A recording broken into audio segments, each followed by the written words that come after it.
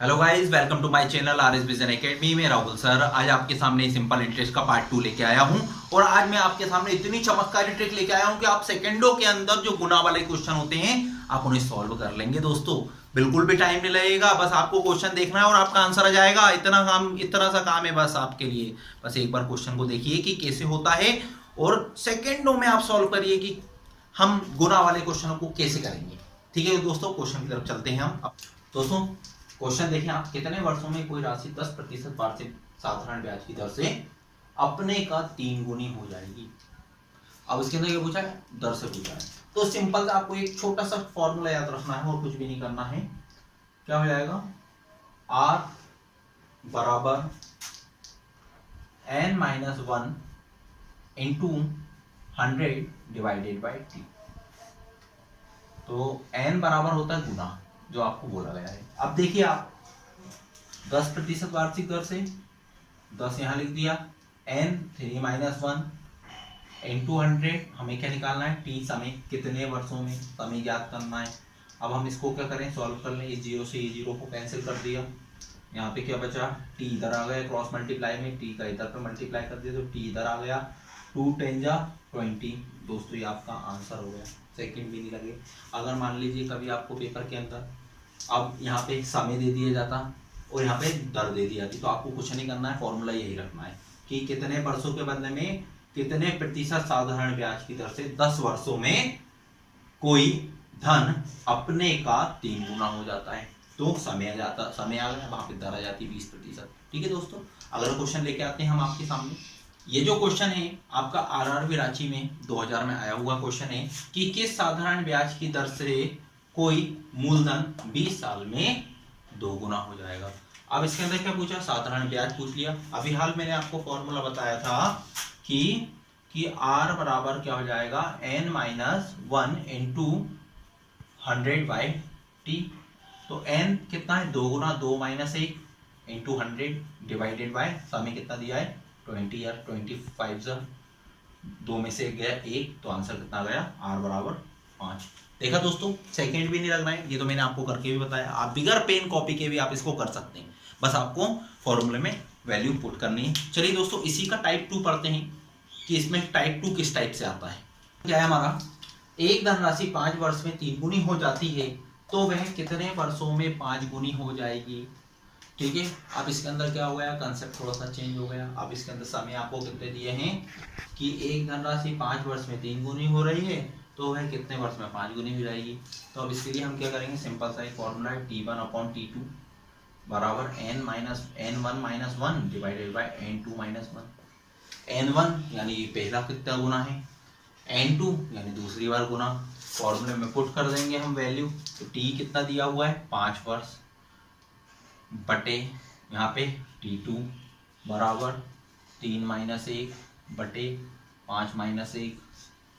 तो अगला क्या जाएगा, 5T2 बराबर 2/4 कैंसिल हो जाएगा तो ये जाएगा 1/2।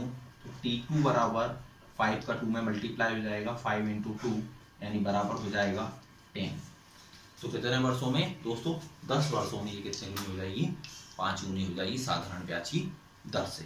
ठीक है दोस्तों, ये वाला भी जो क्वेश्चन है आरआरबी भोपाल के अंदर आया हुआ है। ठीक है, तो इसे भी आप बहुत अच्छे से देखिएगा। और एक और क्वेश्चन करते हैं इसी से रिलेटेड। एक धनराशि 20 वर्षों में 7 गुनी हो जाती है तो बताइए कितने वर्षों में 13 गुनी। फॉर्मूला आपके सामने लिखा हुआ है, T1/T2 n1-1 n2-1। तो T1 देख लेते हैं, T1 कितना दिया हुआ 20 वर्ष, T2 हमें ज्ञात करना है बराबर n 7 वर्ष यानी 7-1 n2 13-1। ठीक है दोस्तों, तो क्या करें, आगे बढ़ते हैं। T2 बराबर 6/12 यानी इसको करेंगे 1/2। ठीक है दोस्तों, अगली स्टेप में क्या करेंगे, इसका क्रॉस मल्टीप्लाई कर देंगे आपस में, तो T2 बराबर कितना हो जाएगा 40। तो ये आपका आंसर आ गया दोस्तों। अब हम इसी से के अंदर एक टाइप और आता है जो कि पेपर के पॉइंट ऑफ व्यू से बहुत ही ज़्यादा महत्वपूर्ण है। और यदि आपने अभी तक मेरे चैनल को सब्सक्राइब नहीं किया है तो आप मेरे चैनल को सब्सक्राइब करें RS विजन एकेडमी पे, और ज़्यादा से ज़्यादा इस वीडियो को देखें और शेयर करें। तो दोस्तों अगला क्वेश्चन है आपका, गोपाल ने 5,000 रुपये आंशिक रूप से 4% वार्षिक ब्याज की दरों पर 2 लोगों को उधार दिए। 2 वर्ष बाद, दोस्तों ये 2 लिखा हुआ है ना, 2 वर्ष बाद उसे 4.2% वार्षिक औसत दर पर ब्याज प्राप्त हुआ। तो 4% वार्षिक दर पर दिया गया धन ज्ञात करें। यह आपका क्वेश्चन है। अब मैं आपको इस क्वेश्चन को भी करने के लिए बिल्कुल जादुई ट्रिक बताने वाला हूँ। इस ट्रिक को देखने के लिए आप इस वीडियो के अंत तक बने रहें कि हम इस क्वेश्चन को कैसे करेंगे। तो सबसे पहले दोस्तों हम इसको अनुपात निकालेंगे। अच्छा, अनुपात निकालने के लिए हम क्या करेंगे, हमारे पास एक जादुई फंडा है। क्या करेंगे, हमने इस क्वेश्चन को पढ़ लिया है कि गोपाल ने 2 लोगों को आंशिक रूप से, इसके अंदर एक को 4% वार्षिक ब्याज की दर से, एक को 5%। लेकिन जब उसने 2 साल बाद कैलकुलेट करा कि उसके पास टोटल औसत ब्याज कितना आया, तो औसत ब्याज उसका आया 4.2%। औसत ब्याज आ गया, तो जो भी औसत ब्याज होगा दोस्तों हम यहाँ पे ऐसे लिख लेंगे 4.2%। अब कितना लिखेंगे, यहाँ पे एक जगह लिख लेंगे उसने 4% से दिया, और दूसरी जगह लिख लेंगे हम यहाँ पे कितना दिया, 5% से दिया। अब दोस्तों हम क्रॉस में माइनस करेंगे बड़ी में से छोटी संख्या का और बड़ी में से छोटी संख्या की। याद रखें, जैसे यहाँ पे 5 बड़ा है, 5 में से 4.2 माइनस करेंगे, कितना आएगा 0.8%, माइनस करा। सेम 4.2 बड़ा है, बड़े में से इसको माइनस करेंगे, यहाँ पे कितना है 0.2। दोस्तों इससे अनुपात निकला, हमने क्या निकाल लिया, अभी अनुपात निकाल लिया है, ठीक है ना। अब ये पॉइंट से ये पॉइंट कैंसिल हो गया, 2 से 2 चौको 8, 2 एकम 2, 2 चौको 8, 2 एकम 2, ये हमारा आ गया 4:1, यानी 4% वार्षिक ब्याज पे कितने 4 अनुपात में दिया है पैसा, और 5% वार्षिक ब्याज पे 1 अनुपात में पैसा दिया है ना। अब हम क्या करेंगे, अब हमारे पास इसको निकालने का कांसेप्ट क्या है, तो इसको निकालने का कांसेप्ट है कुल धन कितना है 5,000 रुपए।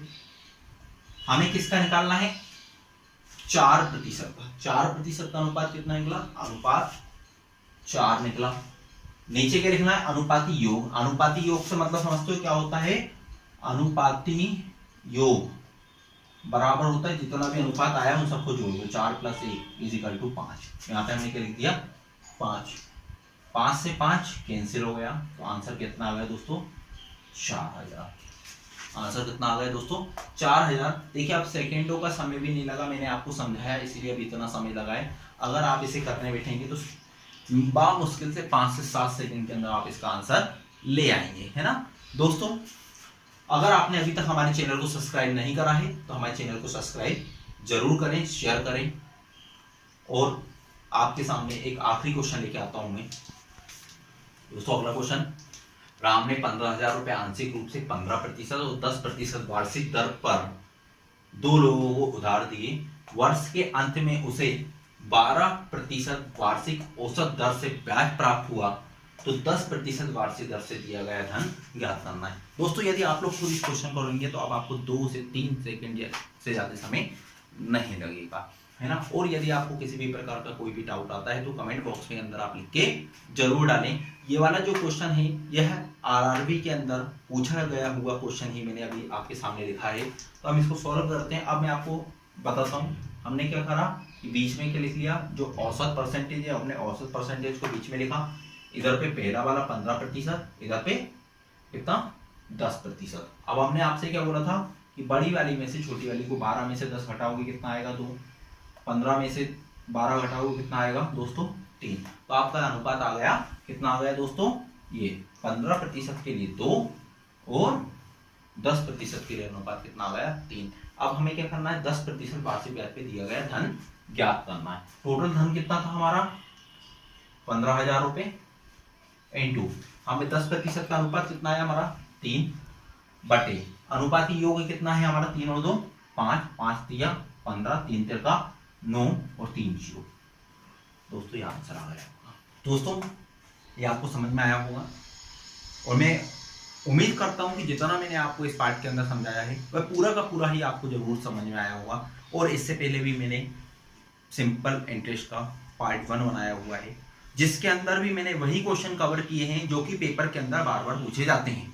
है ना। और यदि आपने पार्ट 1 को भी अभी तक नहीं देखा हो तो हमारे पार्ट 1 को भी देखें, जिससे कि आपको वह आईएमपी क्वेश्चन मिले जो कि पेपर के अंदर बार बार पूछे जाते हैं।